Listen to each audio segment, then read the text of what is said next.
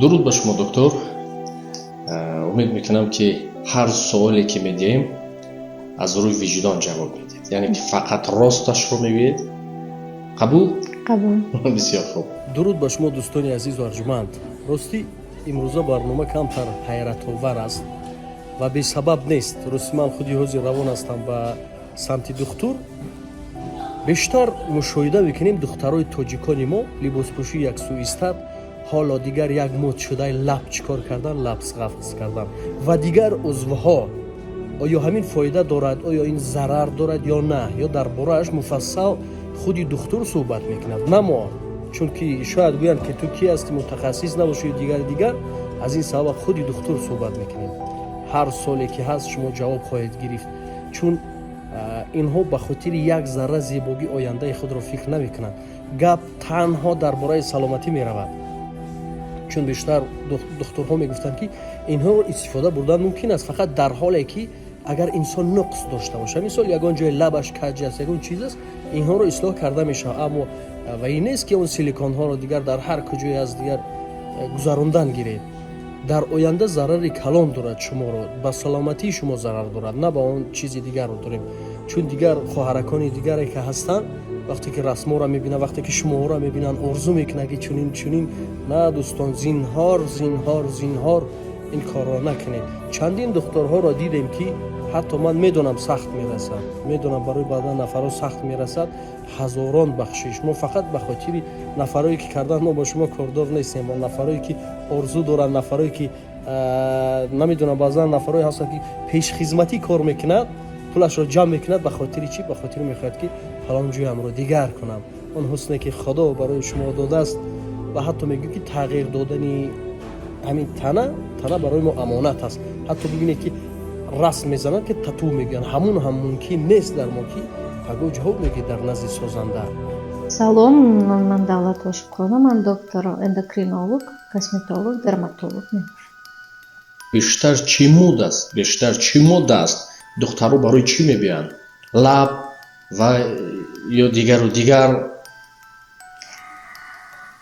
на танҳо дар соли 2023, балки дар давоми 5 сол аст ки дар мо дар ҳамин лаб калон кардан, мисол миҷа дароз кардан, мисҷои сунъӣ, лаби сунъӣ, боз якду қисмҳои дигарам аст, намегӯем дар хай ошкоро шумо гуфтед, фақат росташон қисмҳои якду қисмҳои бадан аст ки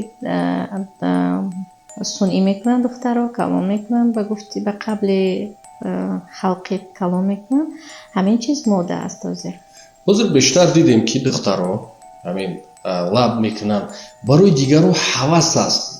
ҳамин зарар дорад ё надорад? агар ҳама чизе ки мо аз меъёр зиёд истифода барем, аз нуқтаи назари тиб гӯем, зиёд зарар дорад.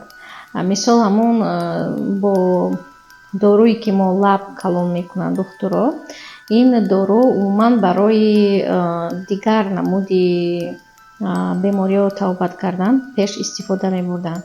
баъд якчанд соли охир шуд ки ина ошкор карданд косметологҳо ки ин барои лаб калон кардан хеле чизи хуб будааст. баъд дар муддати 10-15 сол шуд дар тамоми ҷаҳон ин гиалуроновая кислота ёки филлер мегӯянд, истифода мебаранд барои лаб калон кардан. лекин аз нуқтаи назари ҳамчун табиб, эндокринологу, косметолог, дерматолог гӯем, аз меъёр зиёдаш залал дорад. мешавад занҳое ки як тарафи лабшон камтар каҷ аст, амон чиз барои ваё камтар чӣ хел гӯям?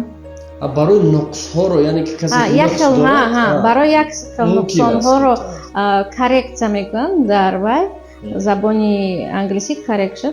ҳамон чиз ба истифода барем мумкин аст, лекин уна гирифтаву 2-3 шприца истифода барем барои лабҳоро аз беёр зиёд калон кардан ёки вай зарар дорад. бисёр хуб. аслан ҳамин духтаро барои чӣ лабашона чунин мекунанд?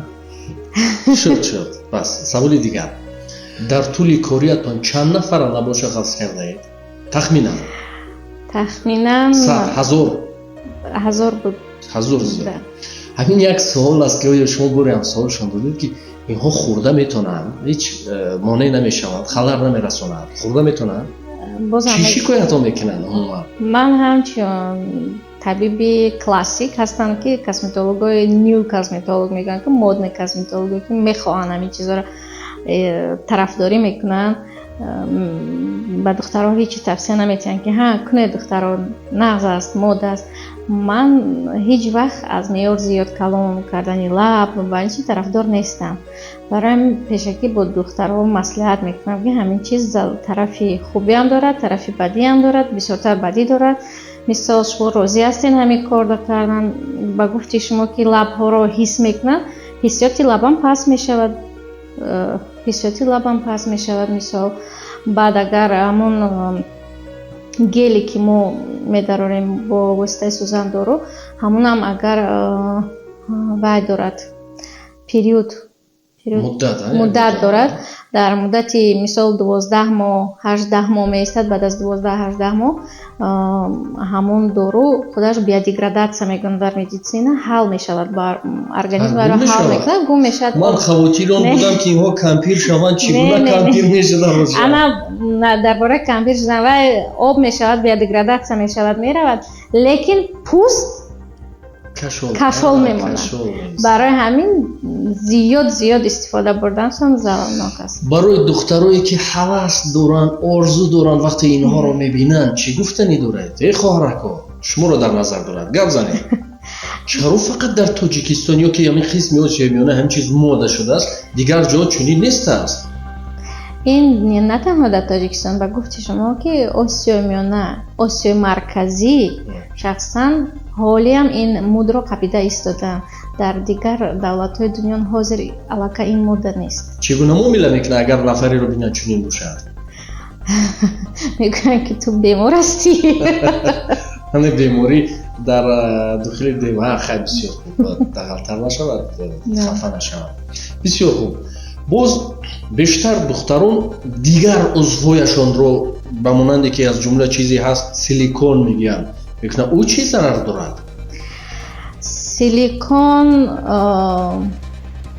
گفتم که همه نمود کسمتولوژی پلاستیچیسک خیروردیا این برای نقصان ها را پوشاندن برآوردگی.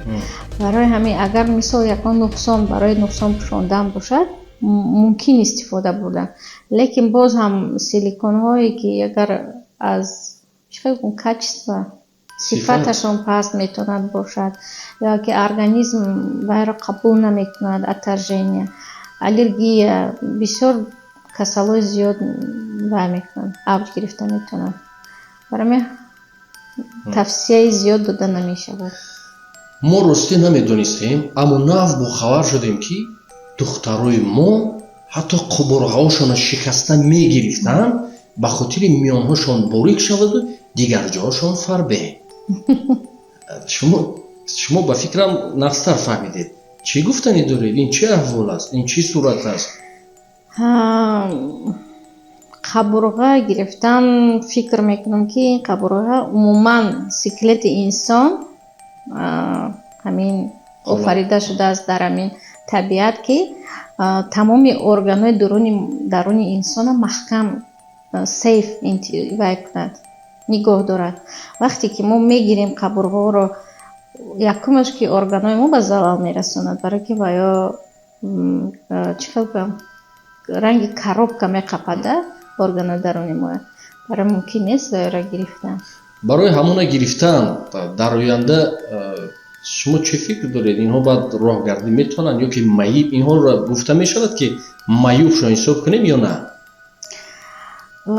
اکنون گروه معیوبی داده نمیشود به اینها لیکن علاقه وقتی که انسان راضی است که یگان عضوی طبیعی درستی بدن گرفته پرت باید و برای فسانی خودش زیبا نگاه داشتن علاقه این آدم سلامتیش خوب نیست به فکرم. فهمم قبول. گلی که ترکیبش کسلتای هیالورین دارد از همون استفاده میبرن. اونم که وقتی از معیار زیاد بر همون عضوها داخل میکنن و گل میتوند در مدیسینا میگن امیگراتسیا мисол аз болои пой поёни пой фуромада метавонад қолабашро боз иваз мекунад. қолабашро Поён фуромада метавонад мекунад. ин ба зарари он мешавад ки рагҳои хунгардро метавонад маҳкам гузорад,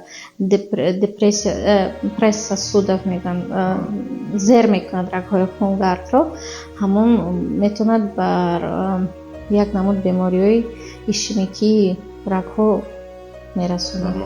чанд килогӣ мекунанд дар худшон? Кило қатъи аст ё ки чи аст ростӣ ма намедонам грамм аст? Баъд то 1 кило. То 1 кило, 1 кило ин, 1 кило он. Чапу рост. Не, ҳар дуяш 1 кило метавонад. ҳар дуяш 1 кило, 500 грамми. оҳо баъд ба ҳозур шишта метавонанд, ягон халал монеъ надорад. барои шиштан не, агар махсус курпача бояд бошад, диван ва танҳо шинад. не, барои формашро назнику кардан эҳтиёт кардан лозим аст ба оно. озод ҳама ҷода шиштану ҷаҳидану паридан наметавонад. мабодо ки ягон ҷо шинад ки хор бошад, яъне ки ҳар чизе ки сурох кунад ҳам баромада меравад, ва хор бояд калон бошад, калибри не охир баромада меравад. метавонад баромада кадом шумо ҳамчун духтур чӣ тавсия медиҳед, кадом намуди набошад оне ки мисол ороиш не ё ки ана бошаду ороиш барои саломатӣ, барои мисоли оддӣ бештар ниёз доранд мӯи сар, мисол барои нарехтани мӯи сар, барои нигоҳ доштани баъдан узвҳо, ҳамин шумо боз чиро тавсия дода метавонед? ман мумкин бошад ҳамчун табиб, дерматолог, косметолог ва эндокринолог чӣ тавсия метиҳам, ин протседураҳое ки мо тавсия метиҳем, ин мисол барои зидди рехтани мӯй витаминҳо метавонем мо вай карда укол карда бар мӯи сар. бисёр барои табобати акне мегӯянд дар медицина, дар мо раки рӯй мегӯем ку барои ин чизҳо мо табобатҳо, сӯзандурҳо дорем ки табобат мекунем. мисол барои дуғи рӯй кам шудан, табобатҳое ки зидди нуқсонҳо, мисол зидди чанд бемориҳо ҳаст, на ин ки зебогии сунъӣ тием ба занҳо. доктор, ташаккури зиёд. гумон мекунам ки дар ин муддат чизе ба худ гирифтем ва кӯшиш кардем барои дигарон чизе бидиҳем. саломат бошед. шумоам саломат.